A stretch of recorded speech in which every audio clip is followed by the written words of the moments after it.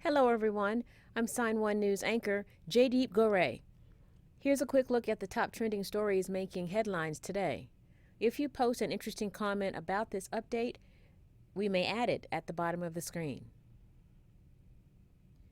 Thousands of mourners lined up in London today, waiting for their chance to see the Queen's coffin and pay their respects.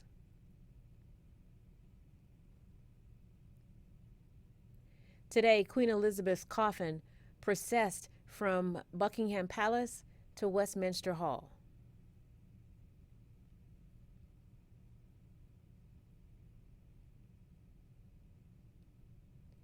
Members of the royal family, including King Charles, Prince William, and Prince Harry, walked behind the coffin.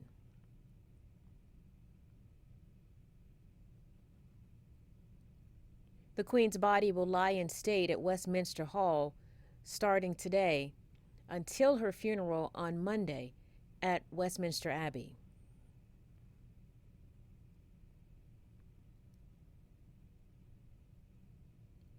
The public will be able to file past the coffin and pay their respects. Officials in London expect thousands of people to line up along the streets for days, even sleeping out overnight, just to see the Queen one last time.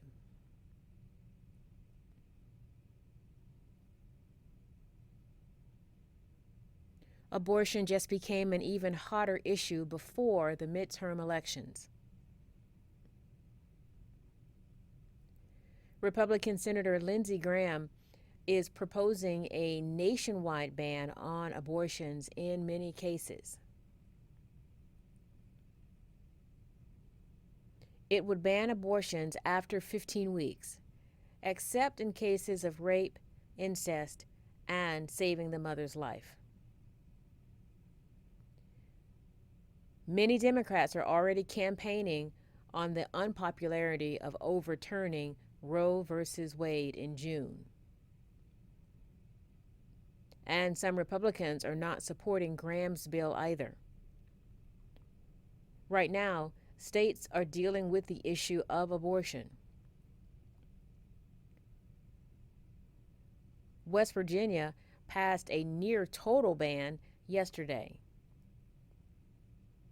California has a new website to help people in restrictive states travel there for the procedures.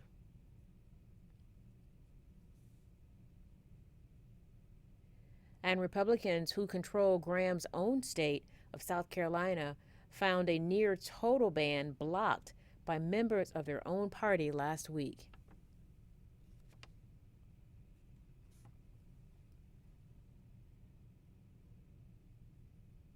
The nation is facing a dire situation, and it's not related to COVID-19, inflation, or severe weather.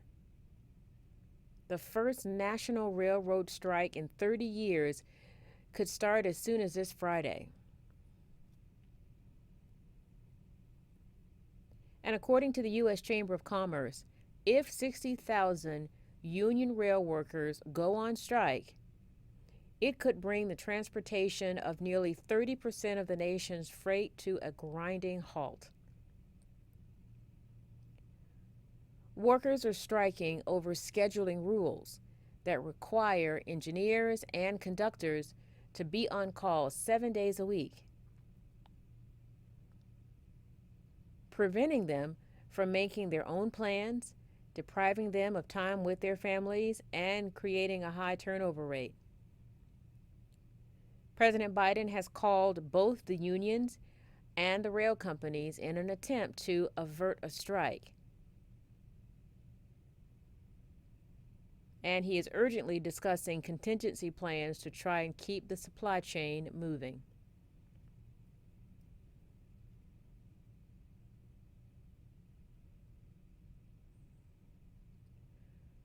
On December 8th, 1980, Mark David Chapman shot legendary Beatles singer John Lennon in the back 4 times and killed him.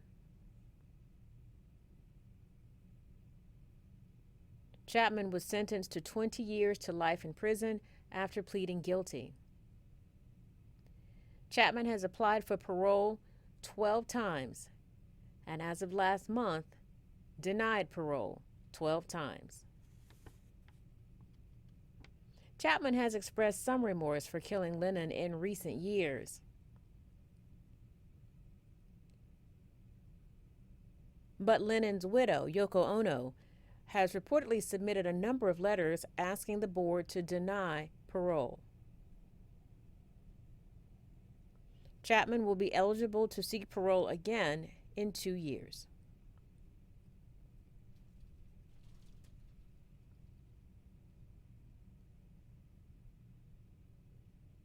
In the early days of the pandemic, thousands of passengers and crew on a cruise ship named the Diamond Princess became stranded in the ocean in February 2020. The ship was quarantined after several passengers contracted COVID-19. At that time, no one knew how to contain the spread, so the ship was not allowed to dock for 39 days.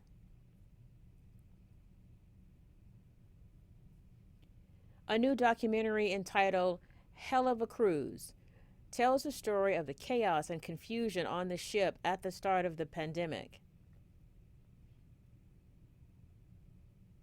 If you want to check out the documentary, it airs tonight on Peacock.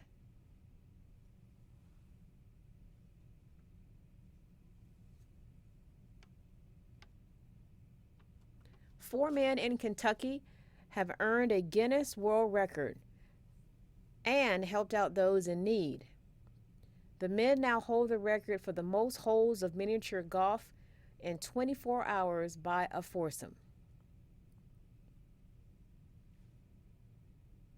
In July, they played 116 and a half rounds, had more than 14,000 strokes, and played through 2,097 holes. They smashed the previous record by 657 holes. But this putt-putt game wasn't just for fun.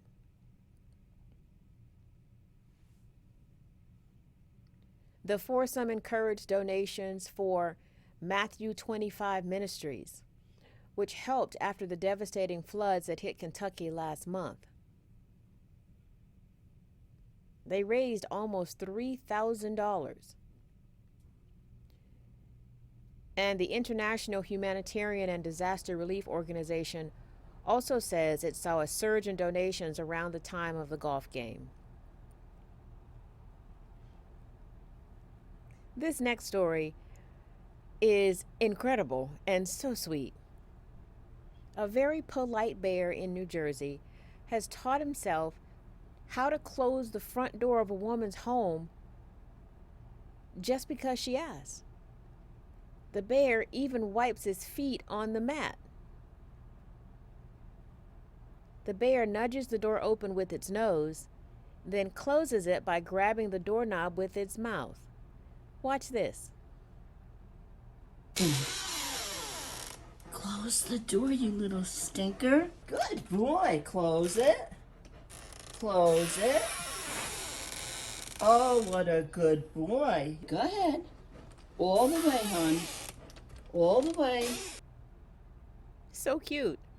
The homeowner says the bear, who she has named Mr. Doorman, has opened the door about a dozen times. She said she did not train the bear to close the door.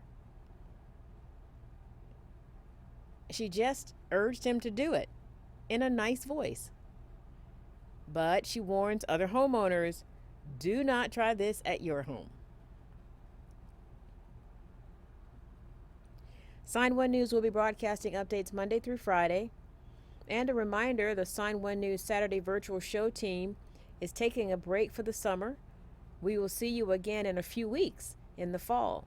A big thank you to our Sign1News app supporters. You help make this broadcast happen. You can download the Sign1News app by heading to the App Store or Google Play Store on your smartphone.